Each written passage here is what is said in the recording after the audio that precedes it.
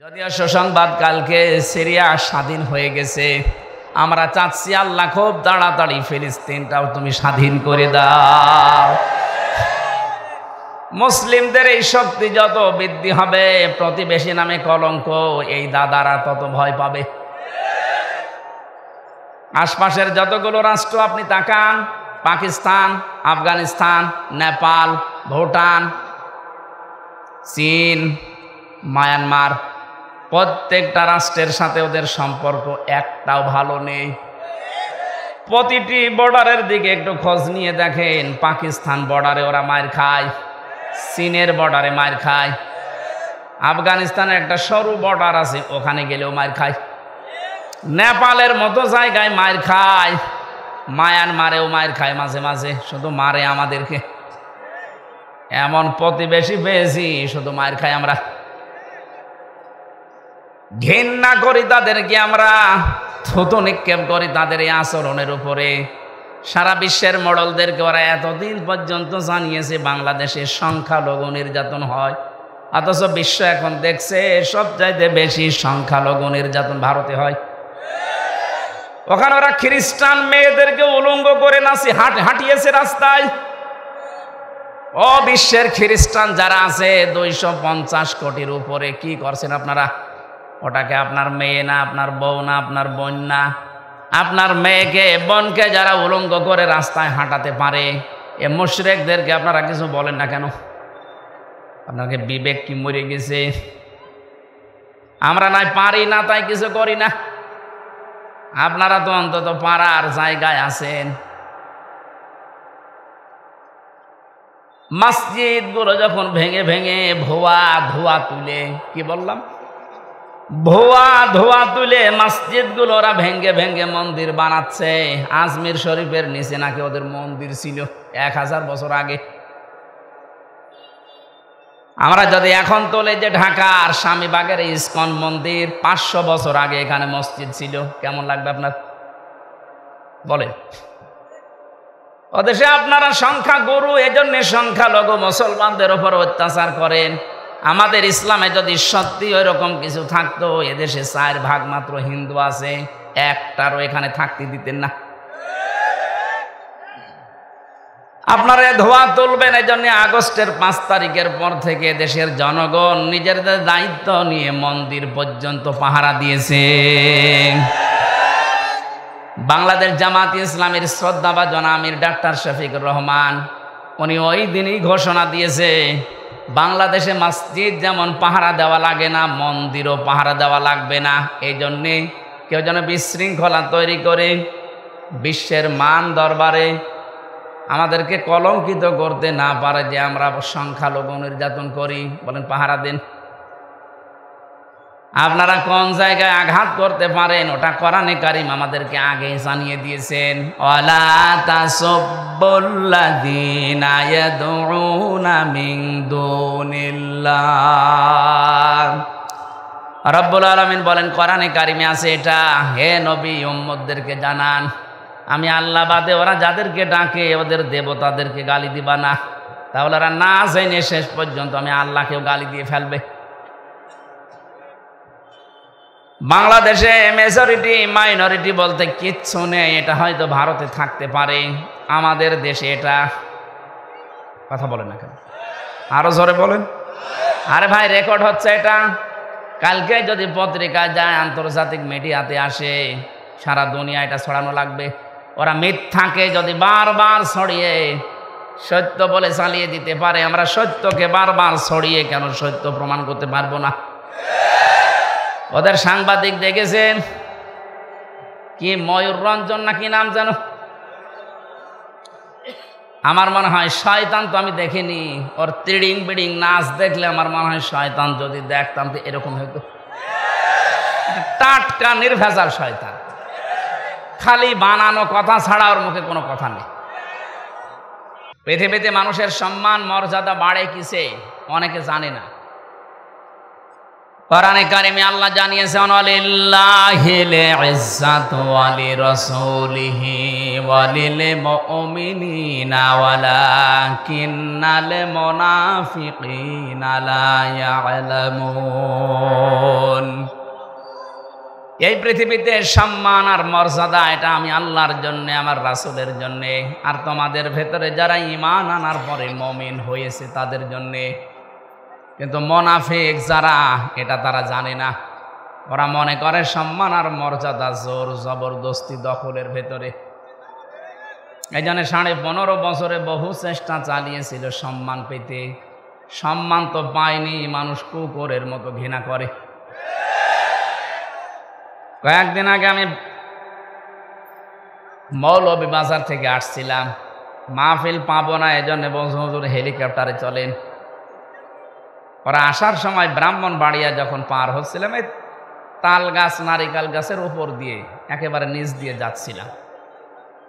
নিচের মানুষগুলো যা হাঁটা চলা করছে দেখা যাচ্ছে। পাইলট সাহেবকে বললাম, ভাই এই যে হুক আছে, হেলিকপ্টারের যে হুক আছে, কি টান দিলে খুলে পড়ে যাবো? ভাই এখানে হাত দেওয়া যাবে না, হাত দিলে কিন্তু পড়ে যাবে।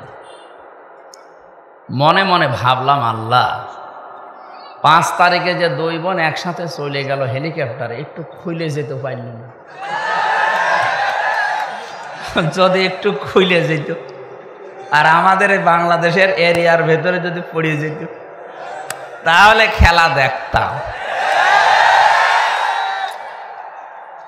শহীদ প্রেসিডেন্ট জিয়াউর রহমান, ওনার স্ত্রী একজন বিধবা বেগম খালেদা জিয়া, তার একটা ছেলে মারা গেছে, একটা ছেলে আছে বাইরে, সে প্রায় কতদিন জেলখানায় আবদ্ধ।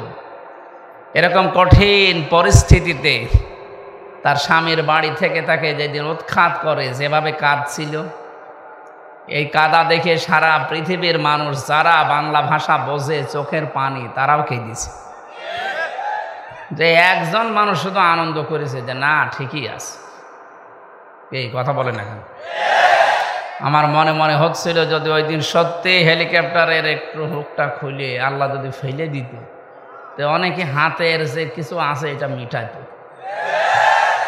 যে যেমনি দিয়ে পারে একটু ভত্তা করে দিত, তখন বুঝতো ঠেলা কারে বলে। একটা বিধবা মেয়ে লোককে আপনি বাড়ি ছাড়া করলেন, এর গজব মনে হয় আল্লাহ লাগিয়েছে যে আপনাকে দেশ ছাড়া করে দিয়েছে। মাত্র এই 4 মাসের ভেতরে 2 জন স্বৈরাচার দুনিয়া থেকে, তার দেশ থেকে বিদায় নিল চরম অপমানিত হয়ে। কিছুদিন আগে বিদায় নিয়েছিল উনি, আর গতকালকে বিদায় নিয়েছে আর একজন ওনার ভাইরা ভাই। সবই স্বৈর শাসক। এই জন্য স্বৈরাচার যারা, তারা যেন শিক্ষা নেয় যে জোর করে সম্মান পাওয়া যায় না। কথা বলেন না কেন? বহু চেষ্টা চালায়নি, ইউনিয়ন থেকে শুরু করে সংসদ পর্যন্ত প্রত্যেক জায়গায় শিকড় গেড়ে দিয়েছিল নিজেদের লোক নিয়ে, না তাও হয়নি। আল্লাহ পাক বলেন, ফাতিল কাবুয়ুতুহুম খাবিয়াতাম বিমা যালামু। হে নবী, আপনি এই ঘরগুলো একটু দেখেন, এই সেই ঘরগুলো, এই সেই ঘরগুলো খাবিয়াতান, আমি জনশূন্য করে দিয়েছি, পরিত্যক্ত বানিয়ে দিয়েছি, উজাড় গৃহ বানিয়ে দিয়েছি, বিমা যালামু, তাদের জুলুমের কারণে। এটা যে কত বাস্তব তার প্রমাণ 2024 সালের 5 আগস্টের বিকাল আসতে আসতে আল্লাহ দেখিয়েছে। আপনি শুধু বাংলাদেশের দিকে তাকান, 630টা থানা আছে এই দেশে। কত?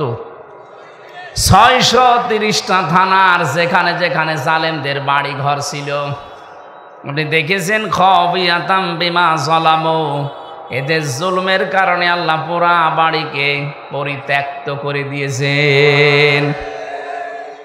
কুষ্টিয়ায় আমার হানিফের বাড়ি, আপনি এখন যে দেখবেন আর বাড়ি নেই, পায়খানার প্যান পর্যন্ত মানুষ খুলে নিয়ে চলে গেছে। ওটা এখন জাতীয় টয়লেট হয়ে গেছে। কথা বলছেন এখানে? 5 দিন আগের পেপারে দেখলাম ওই যে ঢাকার যে বাড়িটা এত অহংকার করতো, যেটা নিয়ে যেখানে অনেকে আবেগে গিয়ে চুমা খেত, ওই বাড়িটা এখন দলবদ্ধ হয়ে মানুষ টয়লেট করছে। 4-5 জনের ছবি দেওয়া দেখলাম পেপারে, এদিকে একজন, ওদিকে একজন, ওদিকে একজন, ওদিকে একজন, মেশিন লাগিয়ে শুরু করিস। মনে হচ্ছে জামাত বদ্ধ প্রসাব চলছে। এর কারণ আছে, কারণ নেই কেন? একবারে 4-5 জন যাচ্ছে। এবার আসেন কারণ আমি দেখাচ্ছি। কাবাঘর তাওয়াফ করছিলাম, 6ষ্ঠ চক্কর শেষ করে 7ম চক্কর দিয়ে উপরে গেলাম। হঠাৎ দেখি পেটের ভেতরে ব্যথা, যন্ত্রণায় ফেটে যাচ্ছে। এক পুলিশকে ডাকলাম, ইয়া আখি তাআল, এদিকে আসেন। কি ওনারে বললাম এখানে ফার্মেসি আছে। কেন? এতক্ষণ তো আমার ভালোই লাগছিল, হঠাৎ এখন আমার পেটে ব্যথা করছে, আমি ঔষধ কিনতে যাব। উনি আমারে বলে, ইয়া হাজি উল হুজ্জা তাই না বিলাদুকা। ও হাজি, দেশ কোথায়? জি তুমি বাংলাদেশ। বাংলাদেশ থেকে এসেছি। আমার দিকে তাকিয়ে বলছে ওর ভাষা দিয়ে যে, হাজি আপনি জানেন না এটা কোন জায়গা? না তো, আবু জেহেলের বাড়ি। আপনি এখনো পায়খানা না করে দাঁড়িয়ে আছেন, তাড়াতাড়ি করেন। পায়খানা করে দেখি আমার পেটের ব্যথা ভালো হয়ে গেছে। আল্লাহ যেন আমাকে হাতে ধরে জিজ্ঞাসা করতে চাচ্ছে, হামজা এত দূর থেকে আসলে 6,500 কিলোমিটার, কত? 6,500 কিলোমিটার দূর থেকে আসলে এত কষ্ট করে আর ওই শয়তানের বাড়ি পায়খানা না করে চলে যাবা, তাড়াতাড়ি করো। সত্যি এক কাজ করে দেখছি আমার পেটের ব্যথা ভালো। আমার তো মনে হচ্ছে জালেমদের বাড়িঘর আল্লাহ খবিয়াতান বানিয়ে দিয়েছে মানুষের প্রসাব পায়খানার জন্যে। ঠিক পর্যন্ত না, এর পরেরটা শোনেন। ইন্না ফি যালিকা লায়াতাল লিকাউমিন ইয়ালামুন। এখানে আলেম যারা আছে লামে তাকিদ আছে। ইন্না ফি যালিকা লাআয়াতান, আল্লাহ বলেন অবশ্যই এর ভেতরে শিক্ষা আছে। লিকাউমিন ইয়ালামুন, যারা জ্ঞানী মানুষ তাদের জন্য। প্রধান অতিথি, বিশেষ অতিথি, সভাপতি, দেখেন সব জ্ঞানী মানুষ। সামনে যারা আছেন আমি বিশ্বাস করছি আপনাদের জ্ঞান আছে। এই আয়াতের শিক্ষাটা তো জ্ঞানী মানুষ নেবে নাকি? কি এটা? আল্লাহ জেলা আয়াতান দিলেন, ইন্না ফি যালিকা, এর ভেতরে শিক্ষা আছে। কি সেই শিক্ষা? 15.5 বছরে এত বড় গভীর শিখর আল্লাহ যদি উপড়ে ফেলতে পারে, এদের বাড়ি ঘর যদি রাজগৃহ বানিয়ে দিতে পারে, জনশূন্য করে দিতে পারে, ভবিষ্যতে যারা চেয়ারে বসবে এরাও যদি জালেম হয় তাদেরকেও আল্লাহ জনশূন্য করে দেবে। এইটা শিক্ষা। আমি জানি এই শিক্ষা অনেকে তো নেবেই না, আরো মনে করবো ওইরকম বলেই থাকে। যেদিন নিজের ঘাড়ে পড়বে সেদিন টের পাবে। সিরাজগঞ্জবাসী, তাহলে সম্মান, মর্যাদা, ইজ্জত কোথায় আছে এটা আমাদেরকে আল্লাহ জানিয়েছেন। সূরা মুজাদালা 11 নম্বর আয়াতের মাঝের অংশে আছে, ইয়ারফাইল্লাহুল্লাযীনা আমানু মিনকুম ওয়াল্লাযীনা উতুল ইলমা দারাজাত ইলা আখির আয়াত। আল্লাহ পাক বলেন ইয়ারফা, এটা মুজারে, বর্তমান, ভবিষ্যৎ, প্রেজেন্ট, ফিউচার। দিন যত যাবে তাদের সম্মান মর্যাদা বাড়তেই থাকবে। কাদের? তোমাদের ভেতরে যারা ঈমান আনবে, দুনিয়াতে যাদেরকে ইলম দেওয়া হবে, এই 2টা গুণ যাদের আসবে তাদের দিনের পর দিন মর্যাদা বাড়বে। প্রশ্ন আসতে পারে, তামাম দুনিয়ায় 850 কোটির উপরে মানুষ, সম্মান মর্যাদা বৃদ্ধি হওয়া দূরের কথা, আমাদের অন্তত হালকা পাতলা যাদের ঈমান আছে তারা আরো মায়ের খাচ্ছি। কথা বলেন না কেন? যদিও সুসংবাদ, কালকে সিরিয়া স্বাধীন হয়ে গেছে। আমরা চাচ্ছি আল্লাহ খুব তাড়াতাড়ি ফিলিস্তিনটাও তুমি স্বাধীন করে দাও। মুসলিমদের এই শক্তি যত বৃদ্ধি হবে, প্রতিবেশী নামে কলঙ্ক এই দাদারা তত ভয় পাবে। আশপাশের যতগুলো রাষ্ট্র আপনি তাকান, পাকিস্তান, আফগানিস্তান, নেপাল, ভুটান, চীন, মায়ানমার, প্রত্যেকটা রাষ্ট্রের সাথে ওদের সম্পর্ক একটাও ভালো নেই। প্রতিটি বর্ডারের দিকে একটু খোঁজ নিয়ে দেখেন, পাকিস্তান বর্ডারে ওরা মার খায়, চীনের বর্ডারে মার খায়, আফগানিস্তানের একটা সরু বর্ডার আছে ওখানে গেলেও মার খায়, নেপালের মতো জায়গায় মার খায়, মায়ানমারেও মার খায় মাঝে মাঝে, শুধু মারে আমাদেরকে। এমন প্রতিবেশী পেয়েছি শুধু মার খাই আমরা, ঘৃণা করি তাদেরকে, আমরা থুতু নিক্ষেপ করি তাদের এই আচরণের উপরে। সারা বিশ্বের মডেলদেরকে ওরা এতদিন পর্যন্ত জানিয়েছে বাংলাদেশে সংখ্যালঘু নির্যাতন হয়, অথচ বিশ্ব এখন দেখছে সবচাইতে বেশি সংখ্যালঘু নির্যাতন ভারতে হয়। ওখানে ওরা খ্রিস্টান মেয়েদেরকে উলঙ্গ করে নাচি হাঁটিয়েছে রাস্তায়। ও বিশ্বের খ্রিস্টান যারা আছে 250 কোটির উপরে, কি করছেন আপনারা? ওটাকে আপনার মেয়ে না, আপনার বউ না, আপনার বোন না, আপনার মেয়েকে বোনকে যারা উলঙ্গ করে রাস্তায় হাঁটাতে পারে, এ মুশরিকদেরকে আপনারা কিছু বলেন না কেন? আপনাকে বিবেক কি মরে গেছে? আমরা নাই পারি না তাই কিছু করি না, আপনারা তো অন্তত পারার জায়গায় আছেন। মসজিদগুলো যখন ভেঙে ভেঙে ভুয়া ধোয়া তুলে, কি বললাম, ভুয়া ধোয়া তুলে মসজিদগুলো ওরা ভেঙে ভেঙে মন্দির বানাচ্ছে। আজমির শরীফের নিচে নাকি ওদের মন্দির ছিল 1000 বছর আগে। আমরা যদি এখন তোলে যে ঢাকার স্বামীবাগের ইস্কন মন্দির 500 বছর আগে এখানে মসজিদ ছিল, কেমন লাগবে আপনার? বলেন। ওদেশে আপনারা সংখ্যা গরু, এজন্য সংখ্যালঘু মুসলমানদের উপর অত্যাচার করেন। আমাদের ইসলামে যদি সত্যি ওই রকম কিছু থাকতো, এদেশে 4 ভাগ মাত্র হিন্দু আছে, একটারও এখানে থাকতে দিতেন না। আপনারা ধোয়া তুলবেন, এই জন্য আগস্টের 5 তারিখের পর থেকে দেশের জনগণ নিজেদের দায়িত্ব নিয়ে মন্দির পর্যন্ত পাহারা দিয়েছে।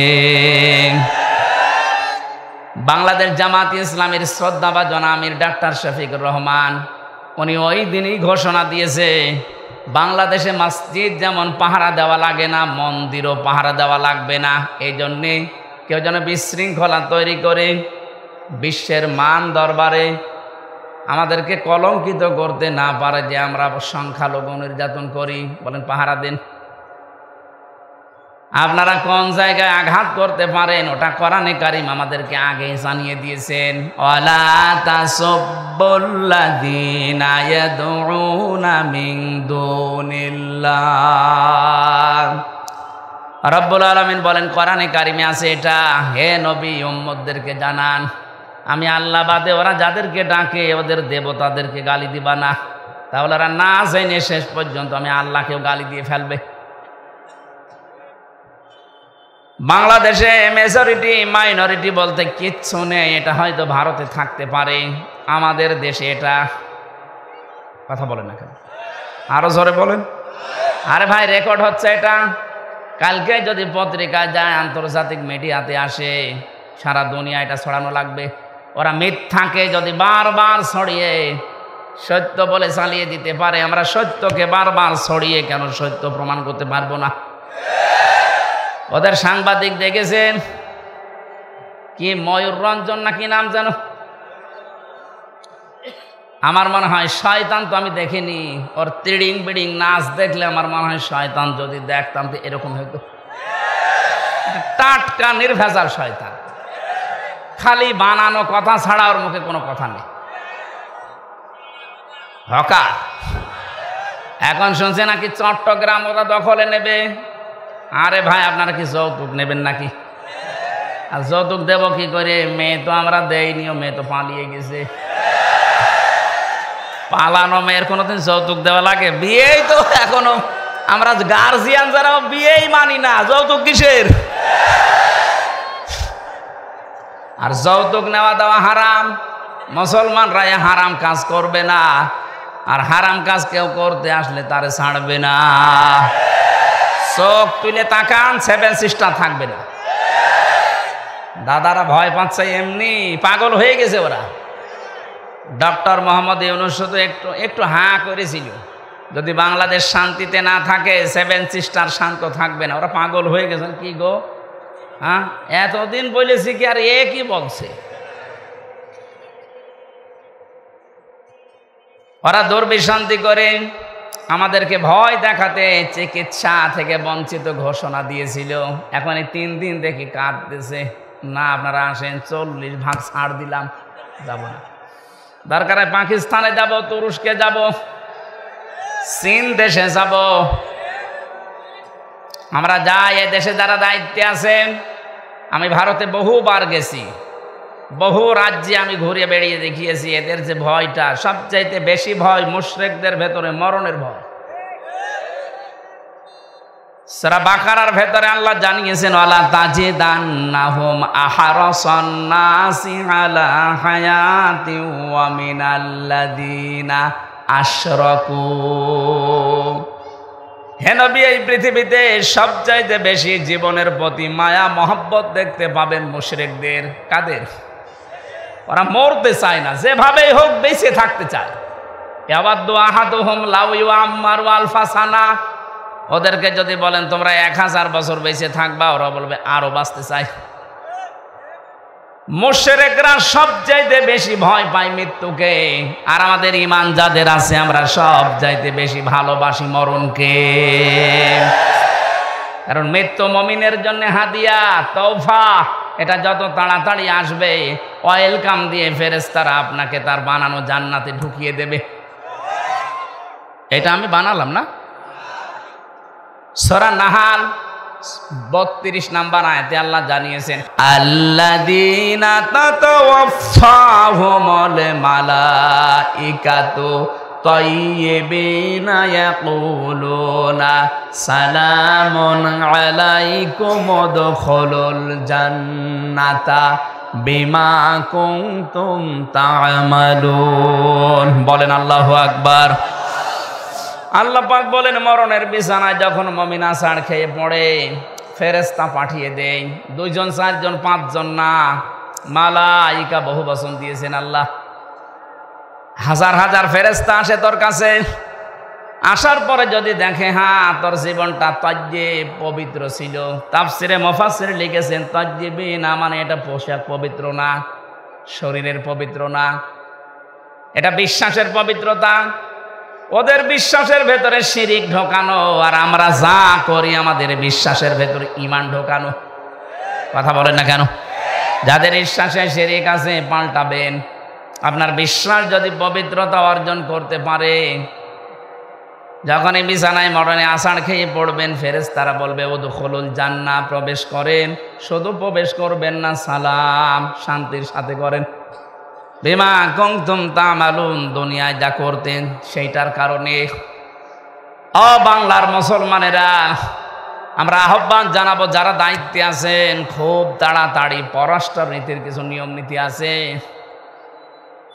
প্রতিবেশী নামে কলঙ্ক, দাদাদের সাথে সব ব্যবসা বাণিজ্য সব কূটনৈতিক সম্পর্ক ছিন্ন করে দিন, কোনো দরকার নেই। এগুলো আপনি পাকিস্তানের সাথে আবার ফিরে যান, চীনের সাথে বাড়ান, তুরস্কর সাথে বাড়ান। মুসলিম দেশ এখনো 57টা আছে, গতকালকে আর একটা হয়েছে 58টা। এতগুলো দেশের সাথে সম্পর্ক থাকলে এরা এমনিতেই চিন্তায় মরে যাবে। আজকে দেখেন না, সকালবেলা সুর নরম হয়ে গেছে।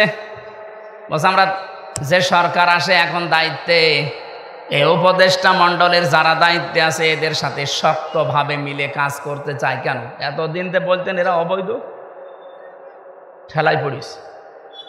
এই কথা বলে না কেন? ঠেলায় পড়লেও বাঘেও ধান খায়, ও ধান খাবে এবার। আমি যে কথা বলতে পর্যন্ত এসেছিলাম, সম্মান মর্যাদা যদি সত্যি আমরা ফিরে পেতে চাই, দিন যত যাবে বাড়তেই থাকবে। আপনার ঈমানটাকে শিরিক মুক্ত করবেন। তাজ্জিবিনা মানে শিরিক মুক্ত ঈমান। 2 নম্বরে ওয়াল্লাযীনা উতুল ইলমা দারাজাত, যাদেরকে আল্লাহ ইলম দিয়েছে তাদের মর্যাদা আল্লাহ বাড়াবে। প্রশ্ন আসতে পারে, দুনিয়ায় কত মানুষের তো ইলম ছিল, মর্যাদা বাড়ে নাই। হ্যাঁ ঠিক আছে, আমি নাম নিয়ে বলছি, মাওলানা ফরিদউদ্দিন মাসুদ, মাওলানা রুহুল আমিন, এরা আলেম না? কথা বলে না কেন? এরা আলেম ছিল, এদেরও মর্যাদা মানুষ দিত। কিন্তু দেখেন শুধু পাল্টিয়ে গেছে। সময়টা একটু পাল্টানোর কারণে সারা বাংলাদেশে যেখানে যাবেন এই দুইজনের নাম বলেন, আলেম নামে মানুষ জালেম বলে ঘৃণা করবে। এই ঘৃণাটা তৈরি করে দিল কে? কে? আল্লামা সাইদি রহমতুল্লাহ আলাইহি, উনিও তো আলেম ছিলেন। উনি দুনিয়ায় নেই, তারপরও সারা পৃথিবীতে তার নামে দোয়া হচ্ছে। আর এমন আলেম, ওনারা গেছে বাইতুল মোকাররমে জোর করে ইমামতি করার জন্য, জনগণ জুতা দিয়ে পিটিয়েছে। পরের দিন স্ট্যাটাস দিয়েছে যে জুতা মেরেছিল কিন্তু আমার গায়ে লাগেনি। আপনার কত অপমান হবে!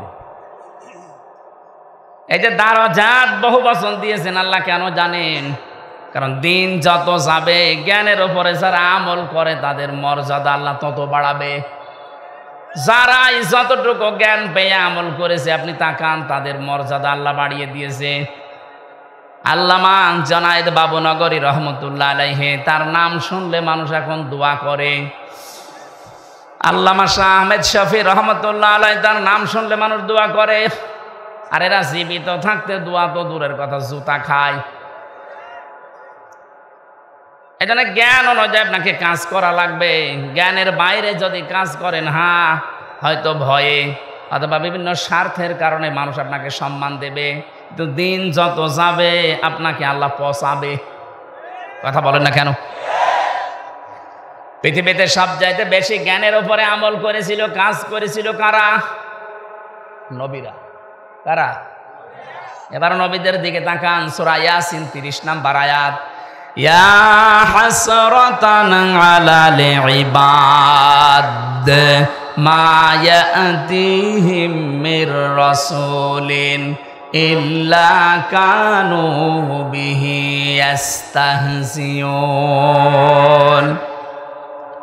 আমার বান্দাদের জন্য আমার আফসোস, আমার আক্ষেপ হয়, এমন কোন নবী রাসূল দুনিয়ায় পাঠালাম না যার সাথে সমসাময়িক ব্যক্তিরা, সমসাময়িক শাসকরা জুলুম, অত্যাচার, নির্যাতন, ঠাট্টা, বিদ্রূপ, উপহাস করে নাই।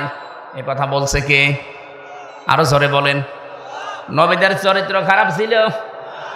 মানুষকে কষ্ট দিত? কেন তাদের উপর অত্যাচার? একটাই কারণ, আমি প্রত্যেকটা নবীর জীবনে অন্তত যতগুলো কোরআনে পেয়েছি, পড়ে দেখেছি, প্রতিটি নবীর জীবনে একই অবস্থা, কারণ তারা জ্ঞানের উপরে আমল করত। কথা বলে না কেন? জ্ঞানের উপরে আমল করতে গিয়ে অনেকের নাম পর্যন্ত তারা হারিয়ে ফেলেছে। হযরতে মুসা আলাইহিস সালাম, ইহুদিরা তার নামটা পর্যন্ত পরিবর্তন করে দিয়েছে জোসেফ। এখন তামাম দুনিয়ায় যারা ইহুদি আছে, মুসা নবীকে আর মুসা বলে না, বলে জোসেফ। কি বলে? খ্রিস্টানরা হযরতে ঈসার নাম পাল্টিয়ে দিয়েছে যিশু। 250 কোটির উপরে খ্রিস্টান তামাম দুনিয়ার 257টা রাষ্ট্রে কম বেশি আছে। আপনি যেখানেই যাবেন দেখবেন ঈসা নবীকে ওরা ডাকে, কিন্তু ঈসা আলাইহিস সালাম বলে না, ঈসা ইবনে মারিয়ামও বলে না, বলে যে যিশু। কি বলে? বলেন। আমাদের জাতির পিতা হযরতে ইব্রাহিম আলাইহিস সালামের নাম তারা পাল্টিয়ে দিয়েছে আব্রাহাম। হযরতে দাউদ আলাইহিস সালামের নাম তারা পাল্টিয়ে দিয়েছে ডেভিড। মুসলিম বিজ্ঞানী ছিল আল ক্যামি, তার নাম পরিবর্তন হয়ে গেছে কেমিস্ট্রি। নবীজির প্রিয় সাহাবী একজন হযরতে জাবির রাদিয়াল্লাহু তাআলা আনহু, তার নামও পাল্টিয়ে দিয়েছে আল জাবরা। এদেশে আল্লামা শফির নাম পাল্টিয়ে দিয়েছে তেতুল হুজুর। কথা বলে না কেন? শহীদ আল্লামা দেলাওয়ার হোসেন সাইদের নাম দিয়েছে দেল্লু শিকদার। আমি কি বানিয়ে বললাম? আমার নামও পাল্টিয়ে দিয়েছে পিসকে হুজুর। আমি কি পিসকে? সত্যি কথা বলতে কি, জ্ঞানের উপরে যারাই দুনিয়াতে কাজ করবে, এটা ইহুদি, খ্রিস্টান, অমুসলিমদের কাজ। ওরা নাম পাল্টায়, ওরা নামের পরিবর্তন করতে পারলে ওদের আনন্দ লাগে।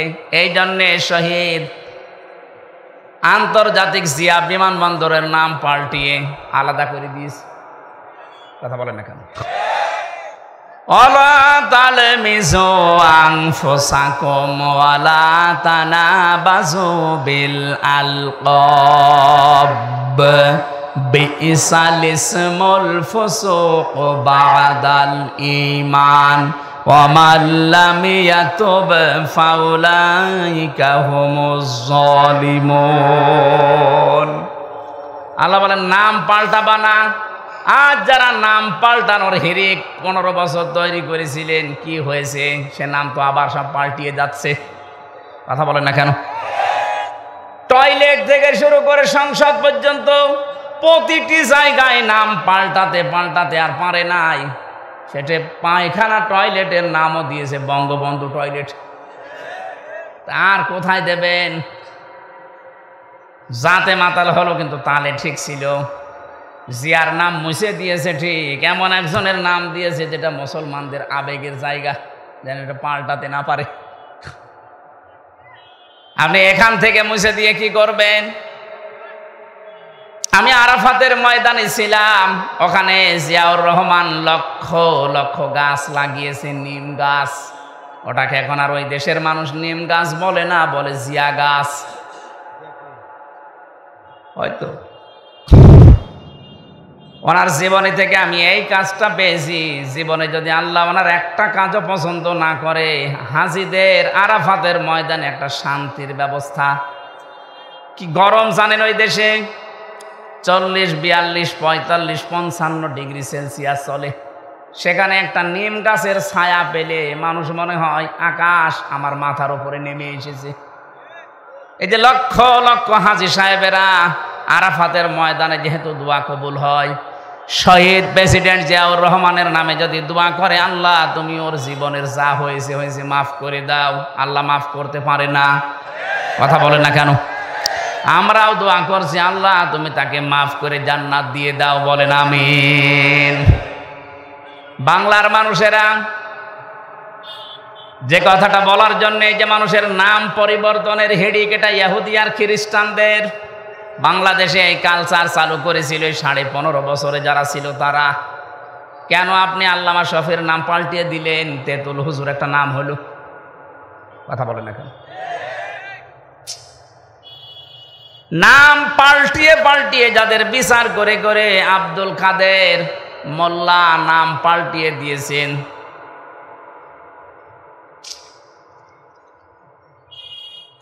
যেই ময়দানে দাঁড়িয়ে বিচার করেছিলেন ওই ময়দান আবার রেডি হয়ে গেছে। এতদিন যাদের বিচার করেছেন সোনা সাক্ষীর উপরে, এখন আপনার গণহত্যার জন্য বিচার হবে দেখা সাক্ষীতে।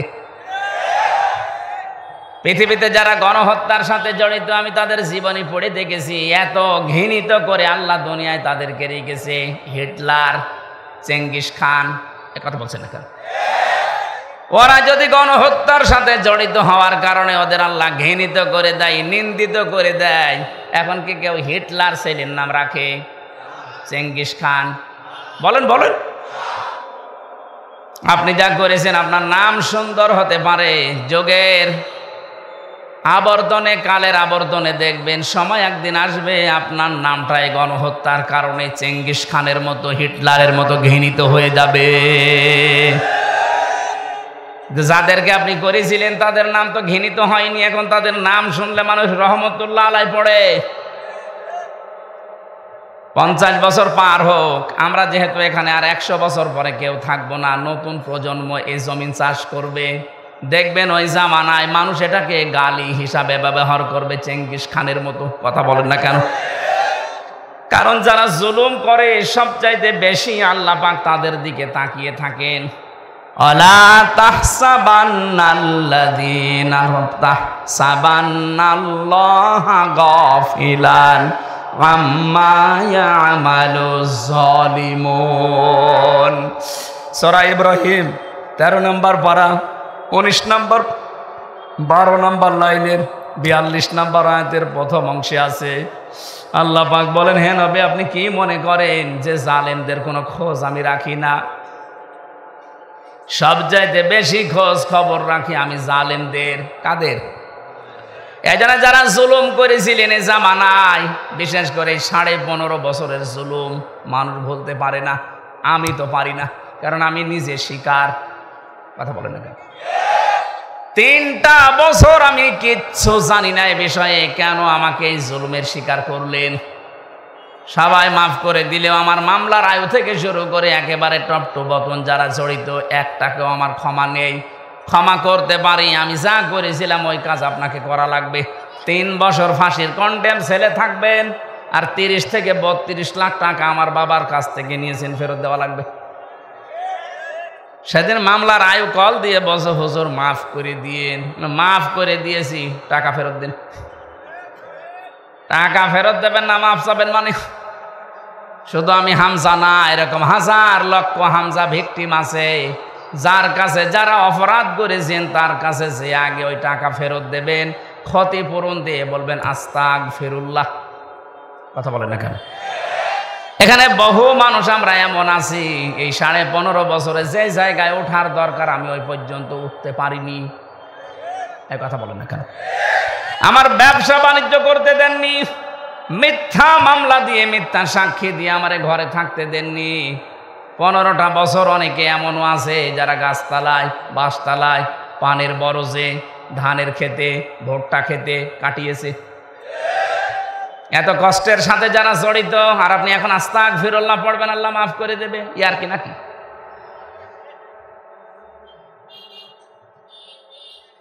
আমি শুধু শিক্ষা নেওয়ার জন্য 2-1টা জায়গায় এগুলো বলেছি যে আমাকে এই কষ্টটা দেওয়া হয়েছিল রিমান্ডে, মাটির নিচে নিয়ে, জেলখানার কন্ডেম ছেলে ফাঁসির। অনেক শয়তান এখন শুনছে, বলছে জেল খেটেছে তাই কি এ কথা বলা লাগবে? শয়তান তোমারে যদি 10 দিন টাঙিয়ে রাখতো তখন বুঝতে। কত অসহায় থাকে ওখানে মানুষ জানেন আপনি? কি করেছেন ইসলামের জন্য, আপনার কি অবদান আছে বলেন তো দেখি। কেউ 8 বছর, কেউ 10 বছর, কেউ 14 বছর পড়ে আছে দুনিয়ায়, কেউ জানে না কি কষ্ট স্বীকার করেছে। এক একটা মানুষ, একটা দিন যায় মনে হচ্ছে 2 বছরের সমান। কেউ নেই আপনার আশপাশে, 24 ঘন্টা এতটুকু জায়গায় তালা মারা বসে থাকবেন, কতটুকু সময় পারবেন বলেন? ফখরুল ভাইয়ের কথা শুনছিলাম, উনি আমার কন্ডেম ছেলে, আমার ছেলে ছিল। আচ্ছা হামজা তোমার সাথে কি করেছে আমি জানি না, আমার পায়ের ভেতর দিয়ে হাত দিয়েছে। সামনে যে লোহার ব্যারিকেড দেওয়া ছিল ছোট ছোট, ওর সাথে হাত লাগিয়ে তালা লাগিয়ে দিয়েছে। আরে ভাই 2-5 মিনিট পরে খুলে দে না, বছরের পর বছর 1.5-2 মিনিট সময় দিল টয়লেট করার জন্য। সকালে কয়েকটা পচা ছোলা দিয়েছি, তো পচা, পারলে খান, না পারলে ফেলে দেন। দুপুরে 1 মুঠ ভাত দিয়েছে, তা মনে হচ্ছে মাখিয়ে দিয়েছে। কয়দিন আপনি পারবেন, কয় সপ্তাহ পারবেন? 8 বছর, 10 বছর, 14 বছরের লোক পেয়েছি আমি। এত বড় বড় নখ হয়ে গেছে, ওরা দেওয়ালের সাথে খুশিয়ে খুশিয়ে ভাবে লিখে রেখেছে ভাঙা ভাঙা অক্ষরে যে ভাই যদি কেউ বাইরে যেতে পারেন এই নাম্বারটা একটু জানাবেন যে আমি বেশি আছি। এখনো পর্যন্ত অনেকে জালেমের সাফাই গায়ের বলে কি হয়েছে যে ওনার পালানো লাগলো, কি হয়েছে? আপনার সাথে তো হয়নি, আপনি টের পাবেন না। এই লোকটারে জিজ্ঞাসা করেন। যাদের সাথে হয়েছে তারা যদি বলে যে আমি মাফ করে দিলাম, আমার কোনো দায় নেই, কিন্তু আমারটা হবে না, আমার টাকা ফেরত দেওয়া লাগবে। আর আমার মতো 3 বছর ফাঁসির কন্ডেম ছেলে বিনা কারণে পড়ে থাকা লাগবে, তাও যোগাযোগ বিচ্ছিন্ন হয়ে। এমনি দুঃখে বলছি না, আমার ছোট মেয়েটা আজ পর্যন্ত আমার কাছে আসে না, আমার চেনেও না। কি করেছিলাম আমি? তার আমি 7 মাস রেখে গেছি, এখন তার বয়স 4.5 বছর। মনে করে এরকম হামসার মতো বহু হুজুর আমাদের বাড়িতে দেখা করতে আসে, এ মনে হয় ওরকমই একটা হুজুর। যেদিন আমি জেল থেকে বাড়িতে আসলাম, নিচে এসে আমার বলছে হুজুর চলেন আমাদের বাড়িতে চলেন। আমি যে ওর বাবা, ও জানে না, মনে করছে আর একটা হুজুর।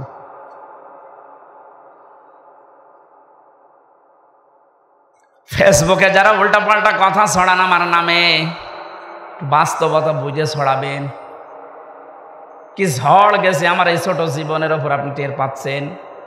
হ্যাঁ, আমি আল্লাহর জন্য সব সহ্য করেছি, মাফও করে দিয়েছি, কিন্তু আমার টাকার বিষয়টা আমি মাফ করব না। টাকা আমার ফেরত দেওয়া লাগবে, কারণ এটা আমার নিজের টাকা না, আমার বাবার টাকা।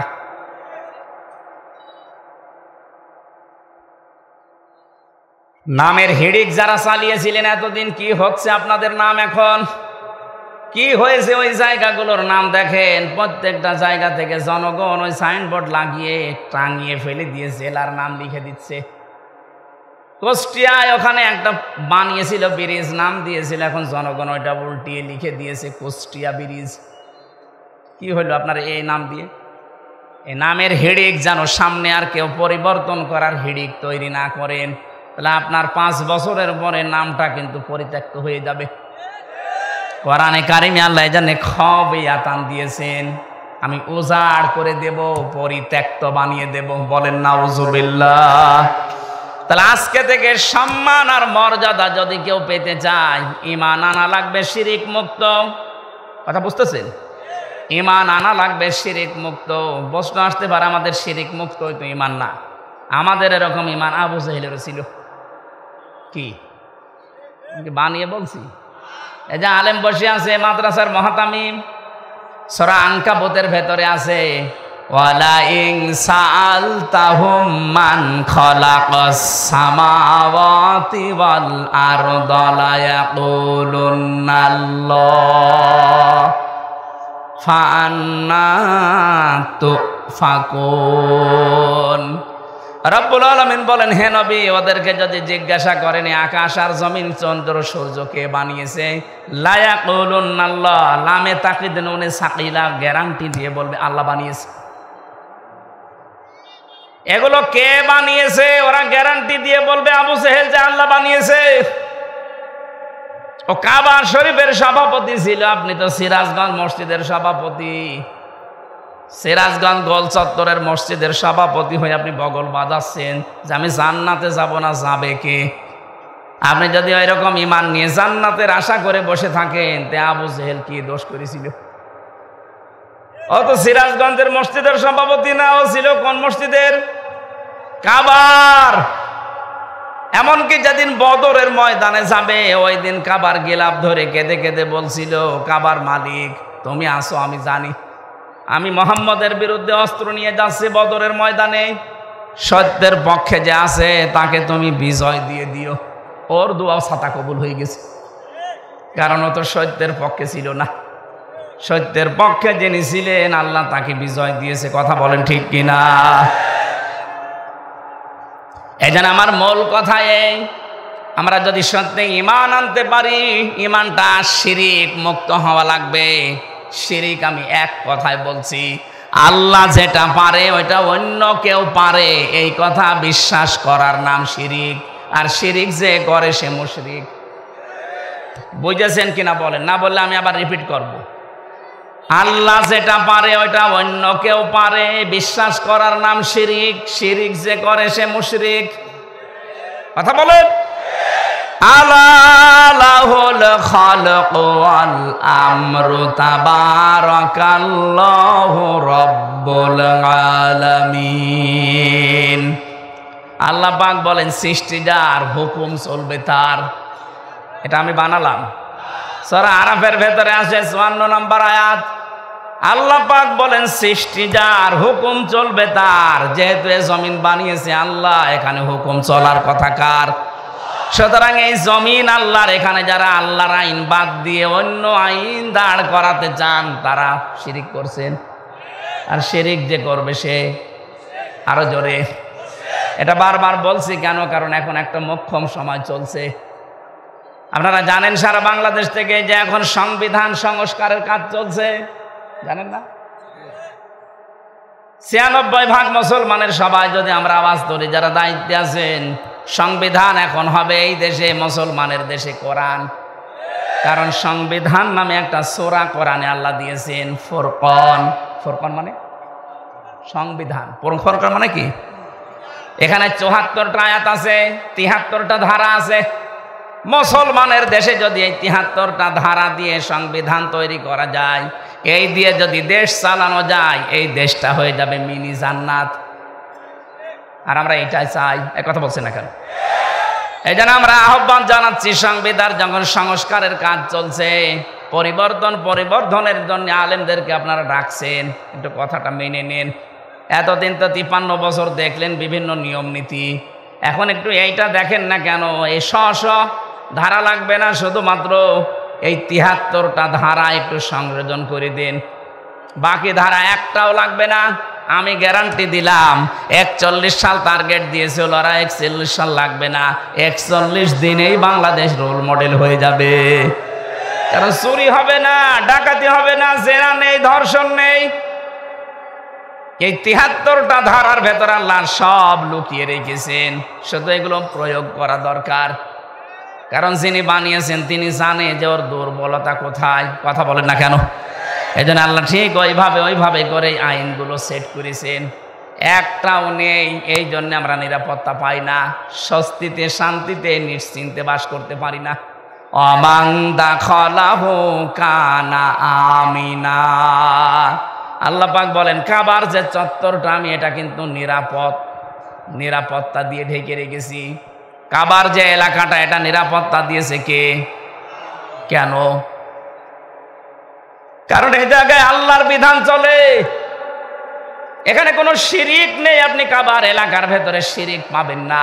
হ্যাঁ, কাবার বাইরে যান, সেখানে চিন্তায় আছে, মারামারি আছে, ঝগড়াঝাটি আছে, কিন্তু কাবার ভেতরে আমি দেখেছি এটা নিরাপদ জায়গা। আল্লাহ কোরআনে কারিমে সূরা আলে ইমরানের ৯৩ নম্বর আয়াতে জানিয়েছেন ওয়ামান দাখালাহু কানা আমিনা। এখন আমার প্রশ্ন, বাংলাদেশ কি কাবা শরীফ? ঘুমাচ্ছে? বলেন বাংলাদেশ কি কাবা শরীফ? কত দূরে এটা? ৬৫০ কিলোমিটার দূরে কাবা থেকে। তাহলে এই ৫৬,০০০ বর্গ মাইলকে যদি কাবার মতো নিরাপদ বানাতে চান, স্বস্তি শান্তি নিরাপত্তা দিয়ে ঢেকে রাখতে চান, অবশ্যই এখানে কিছু একটা করা লাগবে। কি সেটা? সূরা নাম ৮২ নম্বর আয়াত, ৭ নম্বর পারা, ১৭ নম্বর পৃষ্ঠার ১ম নম্বর লাইনে আল্লাহ দিয়েছেন আল্লাযীনা আমানু ওয়া লাম ইয়ালবিসু ঈমানাহুম বিযুলমিন উলাইকা লাহুমুল আমনু ওয়া হুম মুহতাদুন। আল্লাহ পাক বলেন যারা ঈমান আনবে আর ঈমানের সাথে জুলুমকে মিশ্রণ করবে না। এখানে জুলুম মানে শিরিক। জুলুম মানে কি?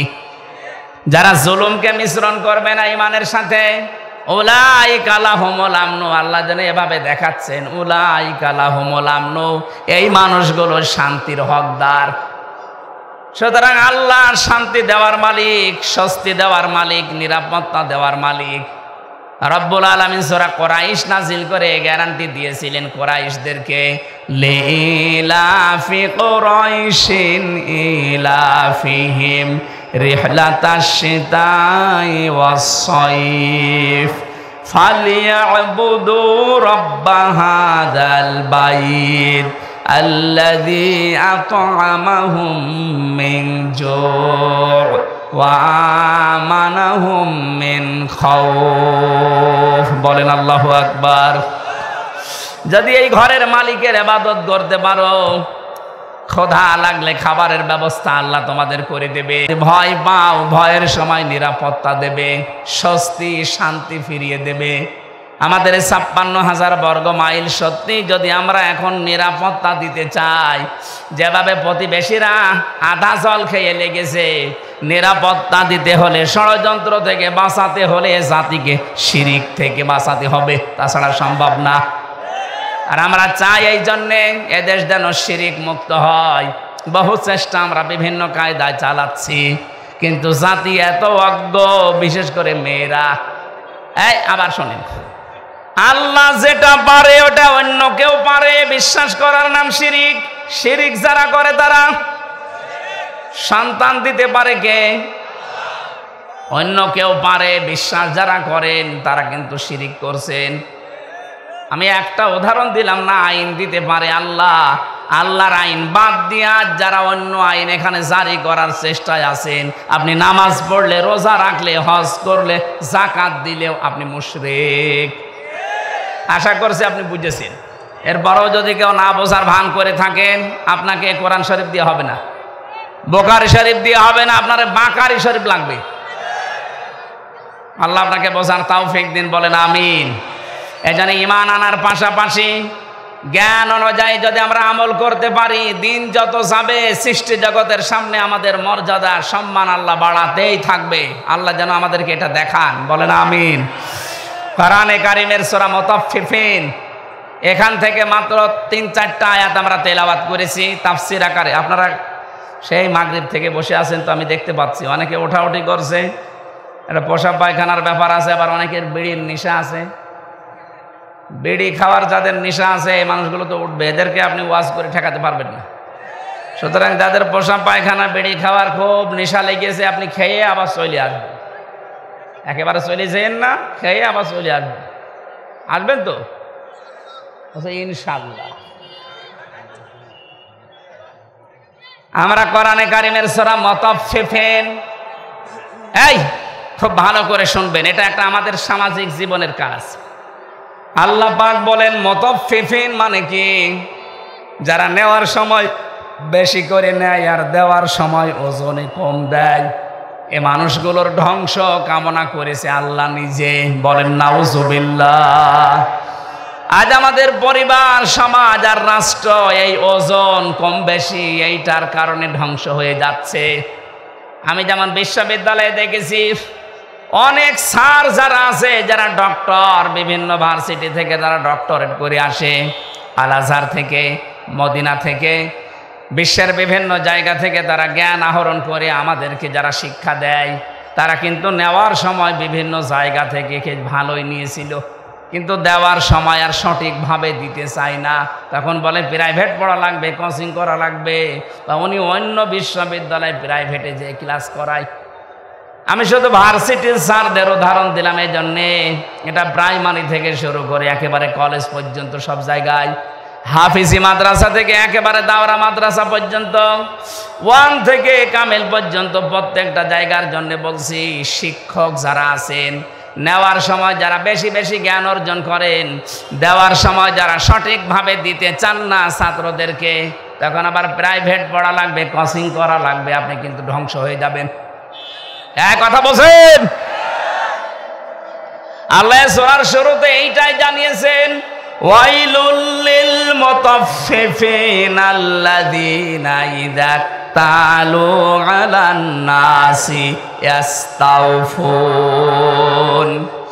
ধ্বংস হয়ে যাক ওই মানুষগুলো যারা নেওয়ার সময় বেশি নেয়, দেওয়ার সময় কম দেয়। আর সারাটা জীবন আমরা এই লাইনে আছি, নেওয়ার সময় কিন্তু এলেম, নেওয়ার সময় জ্ঞান বিভিন্ন জায়গা থেকে যেভাবে হোক সংগ্রহ করি, কিন্তু ওইটা যখন বিলোপন করার সময় হয়, ডেলিভারি দেওয়ার সময় হয়, এটা তখন আর সঠিকভাবে আমরা দিতে চাই না, বিভিন্ন ক্রস কারণ দেখিয়ে আমাদেরকে আল্লাহ ধ্বংস করে দেবেন। অনেকেই মনে করি যে এটা শুধু দোকানদারদের জন্য, তারা ওজনে কম বেশি করে না, এটা সবার জন্য প্রযোজ্য। হযরতে শুআয়ব আলাইহিস সালামের জামানায় তার জাতিকে আল্লাহ যে 2টা কারণে ধ্বংস করেছিলেন, তার 1 নম্বরে তারা ওজনে কম বেশি করত। আজ উম্মতি মুহাম্মদী আমরা দাবি করে হাজারো মানুষ এখানে আছি যারা খাদ্যে ভেজাল দেয়, খাদ্যের ভেতরে বিভিন্ন বিষ মিশিয়ে দেয়। এই কথা বলেন না কেন? এই যে ফরমালিন যারা দেন, এইটা খেয়ে যদি কোনো মানুষ অসুস্থ হয়, তার বিভিন্ন শরীরের অর্গানগুলো নষ্ট হয়ে যায়, লোকটা যদি মৃত্যুর কোলে ঢলে পড়ে। আপনি তো ফলের ভেতরে, সবজির ভেতরে, খাদ্যের ভেতরে ফরমালিন দিয়েছিলেন, বিষ দিয়েছিলেন, ঔষধ দিয়েছিলেন, কিন্তু কিয়ামতে আপনি যখন উঠবেন তখন মানুষ হত্যাকারীর তালিকায় উঠবেন। আমি তো আয়াত পড়ার পরে দেখতে পাই বাংলাদেশে বহু মানুষ হত্যাকারীর তালিকায় কিয়ামতে উঠবে। কথা বলেন ঠিক কিনা? এজন্য খুব সাবধান, এই জায়গায় কোনো খাদ্যে ভেজাল দেবেন না। খাদ্যের কৃত্রিম, এই যে বিভিন্ন মানুষ টাকা পয়সার জন্য এগুলো সংকট তৈরি করেন, আপনি যে কত বড় অপরাধী আল্লাহর কাছে আপনি টের পাচ্ছেন না। যারা খাদ্যের কৃত্রিম সংকট তৈরি করে মানুষকে কষ্টে ফেলে রাখেন, আল্লাহ পাক বলেন যখন মানুষ খাবার থাকার পরেও সংকট তৈরি করে, তখন আমার আরশ কেঁপে যায়। কারণ পৃথিবীতে সবচাইতে বেশি আদর আর মহব্বত করে বানিয়েছিলাম আমার বান্দাকে। এই বান্দা বান্দিদেরকে যারা জিনিস থাকার পরও কষ্ট দেয়, ওদেরকে আমি আল্লাহ ঘৃণা করি। বলেন নাউজুবিল্লাহ। বাংলাদেশে এটা মাঝে মাঝে আমরা দেখি, সম্পদ থাকার পরও, খাদ্য থাকার পরও কৃত্রিম সংকট তৈরি করে মানুষকে কষ্টে ফেলে দেয়। যেই ধনীগুলো এগুলো করছেন, ইয়ামহাকুল্লাহুর রিবা ওয়া ইউরবিস সাদাকাত, হারাম কোন জিনিসে আল্লাহ বরকত দেয়নি, বরকত আল্লাহ দিয়েছে হালালে। এজন্য হারাম ইনকাম যারা করেছেন, আপনি তাকান তাদের দিকে। এত কোটি কোটি টাকার মালিক হয়েছিল, কেউ বেগম পাড়া, কেউ সাহেব পাড়া বানিয়েছে, কিন্তু কি হলো তাদের টাকা? 8 কোটি 10 কোটি 12 কোটি টাকার গাড়ি ঢাকার রাস্তায় পড়েছিল 5 তারিখের পরে। কেউ যে মালিক আছে প্রমাণ দেওয়ার জন্য কেউ যায়নি। জেলখানায় পৌঁছতেছে এখন বাংলার সর্বশ্রেষ্ঠ ধনী চিনি দরবেশ। কি হয়েছে তার টাকা? বৈধ অবৈধ নেই, 7টা ব্যাংক থেকে 36,000 কোটি টাকা ও চুরি করেছে। 36,000 কোটি। শেয়ার মার্কেট লুট করেছে, ব্যাংকগুলো দেউলিয়া বানিয়ে দিয়েছে এক দরবেশেই। এমন একটা ভয় ধরেছিল, মানুষ উপর থেকে বিশ্বাস করতো না, না এত বড় দরবেশে কাজ করতে পারে। এই জন্য ও দাড়ি কেটে নম হয়ে গেছে। আদালতে একজন জিজ্ঞাসা করেছিলেন, আফারমান দাড়ি কাটলেন নবীর সুন্নত? ও বলে হুঙ্কার দিয়ে বলেছে, বেশি চিল্লাবেন না, দাড়ি রাখা সুন্নত আর জান বাঁচানো ফরজ। আমি দাড়ি কেটেছি সুন্নত, জান বাঁচাতে চেষ্টা করেছিলাম কিন্তু পারলাম না, নৌকা আমারে ধরিয়ে দিয়েছে। নৌকায় করে পালাচ্ছিল না। আমি শুধু হাসির জন্য বলি নাই, ওনার জীবন থেকে কিছু শিক্ষা নেন। বাংলার শ্রেষ্ঠ ধনীর তালিকায় ওনার নাম সালমান এফ রহমান দরবেশ বাবা। এখন শুয়ে আছে মাটির বিছানায়। হারামে আল্লাহ আপনাকে আরাম দেয়নি। সত্যি কথা বলতে আল্লাহ এই বিষয়টাকে গুরুর বলে দিয়েছেন। আমি হুজুরকে বলছি, অমাল হায়াতুদ দুনিয়া ইল্লা মাতাউল গুরুর। ও বাংলার মানুষেরা, দুনিয়ার জীবন কিন্তু গুরুর। গুরুর মানে ধোঁকা। আপনি কি মনে করেন যে আপনার ছেলে মেয়ে আপনাকে খুব ভালোবাসে? কে বলেছে আপনাকে? আপনার বউ আপনাকে খুব ভালোবাসে। আজকে বাড়িতে যদি একটু মরার ভান করে বলেন যে আপনার স্বামী তো মারা গেছে, যে খাটের ওপরে আপনি থাকেন, এই খাটের নিচে তাকে আমরা মাটি দেব, আল্লাহর কসম এ দেশের কোনো বউ রাজি হবে না। ওই জিনিস রেখে আমি জিন ভূতের কামড় খাবো? দেখেছেন কি ভালোবাসা আপনার জন্যে? আপনার সন্তান, আপনার মা বাবাও ধোঁকা, আপনার মা বাবাও আপনার জন্য ধোঁকা। অনেকে মা বাবার মুখে হাসি ফোটাতে, ছেলে মেয়ের মুখে হাসি ফোটাতে, স্ত্রীকে সুখে রাখতে হালাল হারাম দেখে না। বাবা শাহজালাল, সব হালাল। কি হবে জানেন আপনি? আমি বাস্তব বলছি।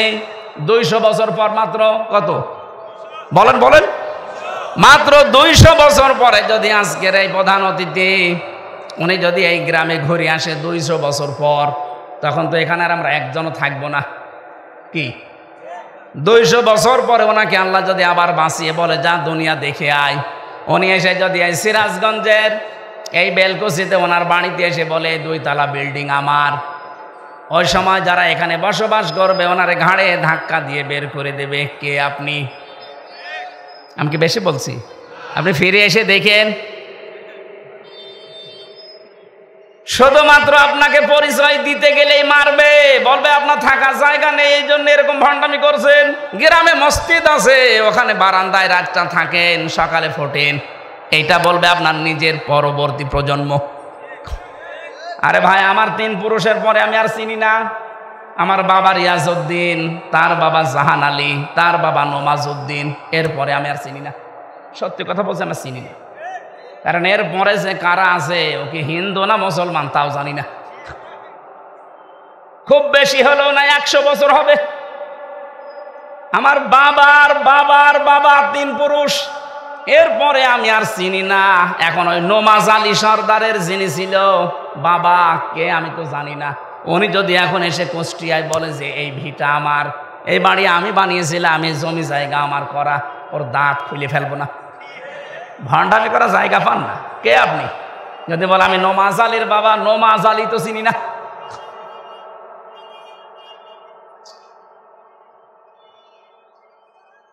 দুনিয়ার জীবনটা সত্যিই কিন্তু ধোঁকা। এই জন্য হারাম অবৈধ ইনকামের পথে যারা পা বাড়িয়েছেন আপনি থামেন, নয়তো কিন্তু এইটাই আপনার কাল হয়ে দাঁড়াবে। আরে ভাই, মানুষের জীবন তো সফল ওই লোকটা ফামাঙে সহসিহানিন্নার ওয়া উদখিলাল জান্নাতা ফাকাদ ফাজ। আল্লাহ পাক বলেন ওই লোকটার জীবন সফল, সাকসেস, যাকে আমি আল্লাহ আস্তে করে জাহান্নামের কাজগুলো ছেড়ে দেওয়ার তৌফিক দেই আর আস্তে আস্তে জান্নাতের কাজের দিকে এগিয়ে দেই। এটা এক অর্থ। 2 নাম্বার অর্থ হচ্ছে যাকে কিয়ামতে আমি আল্লাহ জাহান্নামের আগুন থেকে মুক্ত করে জান্নাতি বলে ঘোষণা দিয়ে দেব, এই লোকটার জীবন সফল। কোরআনে কারিমে আল্লাহ ইসকাউনা মির রাহিকিম মাখতুম খিতামুহু মিস্ক ওয়া ফি যালিকা ফালিয়াতানাফাসিল মুতানাফিসুন। জোরে বলেন আমিন। রব্বুল আলামিন জানিয়েছেন ইসকাউনা মির রাহিকিম মাখতুম। রাহিক শব্দের শাব্দিক অর্থ হচ্ছে শরাব, মদ। আল্লাহ পাক এমন মদ তোমাদেরকে পান করাবেন, এমন শরাব। এই মদের বর্ণনা আল্লাহ দিয়েছেন খিতামুহু মিসকন, মিস্ক আম্বর দিয়ে যার মুখটা আটকানো থাকবে। আজ পর্যন্ত ওই মদের বোতল কেউ খোলে নাই। মদের বোতল এমনিতেই গন্ধ হয়ে যায় যদি আটকিয়ে রাখেন কোনো জিনিস, এটা পৃথিবীর নিয়ম। পৃথিবীর কোনো জিনিস যদি কেউ এক জায়গায় রেখে দেয়, যত দামি জিনিস হোক, ওটা নষ্ট হয়ে যাবে। আপনি পানি এক জায়গায় রেখে দেন, দেখেন গন্ধ হবে, পোকামাকড় তৈরি হবে, দুর্গন্ধ বের হবে। কথা বলছে না কেন? পচন ধরে যাবে। লোহা লক্কড় এক জায়গায় রেখে দেন, দেখেন জং ধরবে, মরিচা পড়বে, আস্তে আস্তে নষ্ট হয়ে যাবে। পৃথিবীর নিয়মই এইটা, কোনো জিনিস এক জায়গায় রাখলে ঠিক থাকে না, আর মুখ আটকালে তো ওটা আগে নষ্ট হয়ে যায়। আল্লাহ পাক বলেন একটা মেয়াদ আছে, এরপরে ওটা ঠিক থাকে না। সে বোতল জাত বলেন আর যাই বলেন, আল্লাহ বলেন আমি এমন মাখতুম দিয়েছি খিতামুহু মিস্ক, এটা আমি মেশকে আম্বর দিয়ে মুখটা আটকিয়ে দিয়েছি। অফি যালিকা ফালিয়াতানাফাসিল মুতানাফিসুন। এই মদ যারা খাবে, দিন যত যাবে তাদের চেহারা পাল্টাতে থাকবে, তারা মাতাল হবে না, কোনোদিন হোশারা হবে না। সুতরাং এই জান্নাত পাওয়ার জন্য যারা প্রতিযোগী আছে তাদের প্রতিযোগিতা করা উচিত। কে বলছেন? সুতরাং আমাদের এই দশর দুনিয়ায়, এই নশ্বর পৃথিবীতে আমরা যদি বুদ্ধিমান হয়ে থাকি, আমাদের ওই বানানো আল্লাহর যে বাগান জান্নাত, যেটাতে মদ আল্লাহ রেখে দিয়েছেন মুখ ঢেকে, ওইটা পাওয়ার জন্যে প্রতিযোগিতা করা দরকার। মিজাজুহু ওয়া মিজাজুহু মিন তাসনিম। আল্লাহ পাক বলেন আমি তাসনিম রেখেছি। আমি আজকে তাসনিমের ব্যাখ্যাটা পেয়েছিলাম। তাসনিম মানে আমরা মনে করি, এটার ব্যাখ্যায়, তাসনিমের ব্যাখ্যায় আছে সবচাইতে উত্তম এবং সুন্দর পানি। বিশ্বের ভেতরে এখন একজনের নাম আপনারা শোনেন, এই যে নীতা আম্বানি, ভারতে বাড়ি। এই মেয়েটা যে পানি খায়, এ পানির নাম অ্যাকোয়া ডি ক্রিস্টোলা। এক এক বোতল 750 গ্রামের বোতলের দাম বাংলাদেশের টাকায় 51 লাখ টাকা। এক বোতল পানি মাত্র 750 গ্রাম, 51 লাখ টাকা দিয়ে এক বোতল পানি খায়। এরকম যদি 10 বোতল পানি রাত দিন মিলে লাগে, হিসাব করে তো কত টাকা আসে? 5 গ্রাম স্বর্ণের পোড়ানো, স্বর্ণ পোড়ানো যেটা আছে পানি, ওই যে ছাই আছে স্বর্ণ পোড়ানো, ওইটা ওর ভেতরে দেওয়াটা স্বাস্থ্যের জন্য নাকি ভালো। আল্লাহ পাক বলেন জান্নাতের যে মিজাজুহু তাসনিম, এটা যদি মানুষের ভেতরে যায়, দিন যত যাবে তার চেহারা তত গ্লেজ দেবে। জানেন নীতা আম্বানির বয়স অনেক, 60 বছরের উপরে, কিন্তু মনে হচ্ছে 30 বছর বয়স। আমার মনে হয় মিডিয়া যারা আছে, নীতা আম্বানির নাম শুনে রসপিকার মতো আবার আমার কোন তাল লাগায় আল্লাহ জানে। এরা খালি প্যাচ লাগানোর ধান্দায় আছে। আমি তো একটা উদাহরণ দিলাম তাসনিম দিয়ে। এত উত্তম পানি আল্লাহ আমাদের জন্য ব্যবস্থা করে রেখেছেন। আইনাই ইয়াশরাবু বিহাল মুকাররাবুন, যারা আল্লাহর সান্নিধ্য প্রাপ্ত বান্দা হবে তাদেরকে আল্লাহ এই আইনুন মানে ঝর্ণা এখান থেকে পান করাবে। জোরে বলেন আমিন। আমাদের ওই যোগ্যতা আছে কিনা আপনি নিজেই বুঝতে পারছেন, আপনি ওই জায়গায় যেতে পারবেন কিনা। এই জন্য হাওয়া হারাম অবৈধ, নেওয়ার সময় বেশি বেশি নেওয়া, দেওয়ার সময় কম কম দেওয়া, এই সমস্ত কাজ কারবার ছেড়ে দেওয়া লাগবে। খাদ্যে ভেজাল দেওয়া, ওজনে কম বেশি করা, মানুষকে ঠকানো, এগুলো সব মনে করবেন আমার নিজের জন্য ঠকছি। আমি একজনকে ঠকানো মানে আমি আগে নিজে ঠকলাম, কারণ কিয়ামতে এই ঠকা জিনিস আগে তাকে দেওয়া লাগবে। দুনিয়ায় কাউকে যদি কেউ ঠকান, আগে দুনিয়ার ময়দানে না, কিয়ামতে যখন আল্লাহ বিচার করবে ওইটা আগে তাকে ফেরত দেওয়া লাগবে। কি দিয়ে দেবেন? দুনিয়ায় যে কয়টা ভালো কাজ করেছিলেন নেকির কাজ দিয়ে দেওয়া লাগবে। এজন্য সবচাইতে বড় আহাম্মক ওই লোকটা, যে লোকটা মানুষের ক্ষতি করে আনন্দ পায়, অথচ এইটার দ্বারা তার নিজের ক্ষতি হয়। আল্লাহ তুমি আমাদেরকে সহজভাবে যা বোঝার তৌফিক দেন, বলেন আমিন। আপনার দ্বারা যদি কারো উপকার নাও হয়, দুনিয়ায় যেন কারো ক্ষতি করবেন না, কারণ ক্ষতি করা মানে নিজের পায়ে কুড়াল মারা। হযরতে হাসান বসরি রাহমাতুল্লাহ আলাইহি, উনি একজনের কাছে ফলের ঝুড়ি সাজিয়ে সাজিয়ে পাঠিয়ে দিলেন। লোকটা ফলের ঝুড়ি জিজ্ঞাসা করছে কে পাঠিয়েছে? বলে হাসান বসরি। জিজ্ঞাসা করে কেন? আমি তো তার নামে বদনাম করলাম আর সে আমার জন্য ফলের ঝুড়ি পাঠিয়েছে। ডাক দিয়ে বলে আল্লাহর বান্দা, সে খুব ভালো করে জানে আপনি যে বদনাম করলেন ওই দোষ সে করে নাই। যে দোষ লোকটা করে নাই, ওই দোষের বদনাম যদি তার নামে কেউ দেয়, অমাইয়া কিসেবে খতিয়াতান আও ইসমান সুম্মা রমি বিহি বারিয়ান ফাকাদ হিতামালা বহুতানা ওয়া ইসমাম মুবিনা। সূরা নিসা 112 নম্বর আয়াতে আল্লাহ জানিয়েছেন, পৃথিবীতে এমন অনেক আহাম্মক মার্কা মানুষ আছে, নিজে অন্যায় করে, নিজে দোষ করে, অপরাধ করে, আর এটা একটা নির্দোষ ভালো মানুষের মাথার উপরে চাপিয়ে নিজে ভালো সাজে। এ যেন প্রকাশ্য পাপের বোঝা বহন করে নিয়ে বেড়াচ্ছে।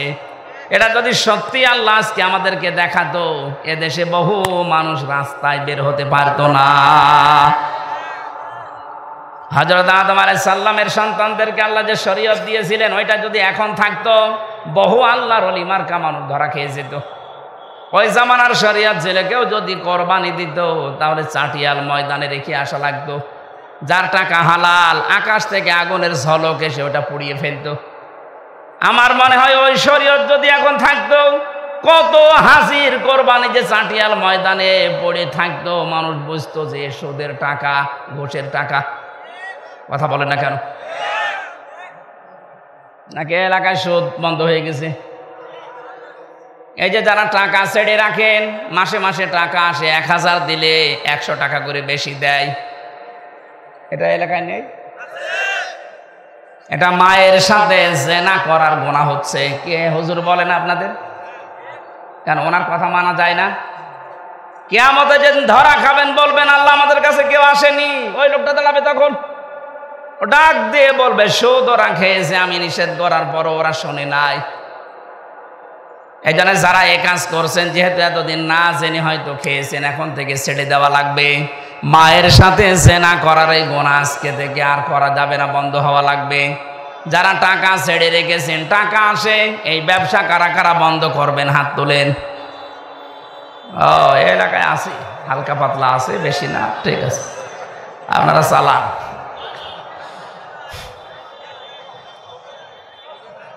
আমাদের যেখানে দৌড়ানোর কথা, প্রতিযোগিতার কথা আল্লাহ জানিয়েছেন, ওই প্রতিযোগিতায় লিপ্ত হওয়া আমাদের এখন সময়ের দাবি। যাই আছে জমিন ঠিক থাকবে এভাবে, আপনি আর আমি 100 বছর পরে আর কেউ থাকবো না। সুতরাং যেটা আল্লাহ বানিয়েছেন ওই জমিনের দিকে আপনি দৌড়াবেন, তার নাম বাগান, জান্নাত। রব্বুল আলামিন বলেন ওই জান্নাতের দিকে দৌড়াও। ওয়াসারিউ ইলা মাগফিরাতিম মির রাব্বিকুম ওয়া জান্নাতিন আরদুহাস সামাওয়াতু ওয়াল আরদ উইদ্দাত লিল মুত্তাকিন। আল্লাহ আমাদেরকে আয়াতগুলো প্র্যাকটিক্যাল লাইফে মেনে চলার তৌফিক দিন, বলেন আমিন। আমি জেলে বসে বসে যে কয়টা বই লিখেছিলাম তার ভেতরে একটা আমার কাছে আছে আজকে এই গাড়িতে, সৃষ্টি জগৎ নিয়ে লেখা। এটা অনেক তথ্য দেওয়া আছে, আপনারা পেয়েছেন কিনা জানি না, যাওয়ার সময় এটা নিয়েছেন। আল্লাহুম্মা আমিন। লা ইলাহা ইল্লা আনতা সুবহানাক ইন্নী কুনতু মিনাজ জালিমিন। রব্বুল আলামিন কোরআনে কারীম থেকে যেই কয়টা কথাই বলেছি তুমি আমাদের জীবনে সেট করে দাও। এ মাহফিলের আয়োজন করতে গিয়ে তোমার যে বান্দাগুলো শ্রম দিয়েছে তুমি তো দেখেছো কে কিভাবে এগিয়ে এসেছে। কোরআনের প্রসারে, কোরআনের প্রসারে, কোরআনের শিক্ষায় যারা এগিয়ে আসে আল্লাহ তুমি তাদের জীবনের অভাব দূর করে দাও। সম্মানিত সভাপতি আলহাজ আব্দুল আলিম, সহ সভাপতি আবু সাইদ সরকার, আমাদের প্রধান অতিথি আমিরুল ইসলাম খান আলিম, যত অতিথি এখানে এসেছে আল্লাহ প্রত্যেকের জীবনের অপরাধগুলো মাফ করে দাও। আমাদের অপরাধগুলো তুমি নেকি বানিয়ে দাও। কোরআনে কারিমে পড়েছি ফাউলাইকা ইউবাদদিলুল্লাহু সাইয়্যাতিহিম হাসানাত। কোন মানুষ যদি তাওবা করে ভালো কাজ করার সিদ্ধান্ত নেয় তাদের জীবনের খারাপ কাজগুলো পাল্টিয়ে তুমি নাকি নেকি বানিয়ে দাও। কোরআনের এই ময়দানে আজকে যারা এসেছি আল্লাহ তুমি আমাদের সাইয়্যাতগুলো হাসানাত দিয়ে বদলায়া দাও। মা বোন যারা এসেছে এদেরকে খাদিজার মতো, আয়েশার মতো বানিয়ে দাও। পর্দা ফরজ আল্লাহ এটা বুঝে এদেরকে থাকার তৌফিক দাও। স্বামী সংসারে যাদের অশান্তি আছে আল্লাহ তুমি শান্তি দাও। রব্বানা হাবলানা মিন আজওয়াজিনা ওয়া যুররিয়াতিনা কুররাতা আয়ুনি ওয়াজআলনা লিল মুত্তাকিনা ইমামা। সারা জীবন অপরাধ করে জীবনটা নষ্ট করে ফেলেছি আল্লাহ। গভীর রজনী, এখন প্রায় 12টা বাজে। তুমি রাত 12টার পরেই তো প্রথম আসমানে এসে ডাকতে থাকো, কার অপরাধ আছে আমার কাছে ক্ষমা চা। আমরা সত্যি অপরাধী, আমরা ক্ষমা চাচ্ছি, গোপনে না প্রকাশ্যে ওপেন ভাবে আমরা নিজেরা স্বীকৃতি দিচ্ছি আল্লাহ আমরা অপরাধী।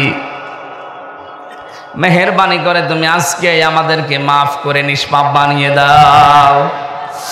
আল্লাহুম্মা গফিরলি ওয়ারহামনি ওয়াহদিনি ওয়াফিনি ওয়ারযুকনি ইয়া রাব্বাল আলামিন। এলাকায় মাটির নিচে যারাই ঘুমিয়ে আছে কবরগুলো জান্নাত বানিয়ে দাও। যে বাড়িতে এসে বসেছিলাম ও বাড়ির উপরে তোমার রহমত নাজিল করো।